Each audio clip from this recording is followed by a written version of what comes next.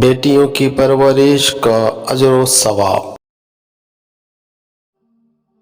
ام المومنین عائشہ رضی اللہ عنہا کہتی ہیں کہ میرے پاس ایک عورت آئی اور اس کے ساتھ اس کی 2 بچیاں تھیں۔ اس نے کھانے کے لیے کوئی چیز مانگی مگر میرے پاس سے ایک کھجور کے سوا اسے کچھ نہیں ملا، چنانچہ اسے میں نے وہی دے دی۔ اس عورت نے کھجور کو خود نہ کھا کر اسے اپنی دونوں لڑکیوں کے درمیان بانٹ دیا اور اٹھ کر چلی گئی۔ پھر میرے پاس نبی اکرم صلی اللہ علیہ وسلم تشریف لائے۔ میں نے آپ سے یہ واقعہ بیان کیا تو آپ نے فرمایا جو ان لڑکیوں کی پرورش سے دوچار ہو اس کے لیے یہ سب جہنم سے پردہ ہوں گی۔ جامع ترمذی حدیث نمبر 1915۔ یہ حدیث صحیح ہے۔